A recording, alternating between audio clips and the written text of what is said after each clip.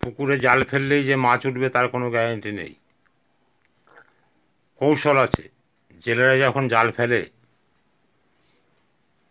পুকুরটাকে ঘিরে নিয়ে জাল ফেলে এবং টানতে টানতে ও মাথা অবধি নিয়ে যায়, এবং ও মাথার মধ্যে এমন শব্দ করে জলের মধ্যে, সেই শব্দে মাছ দৌড়ঝাঁপ আরম্ভ করে এবং জালের মধ্যে এসে পড়ে।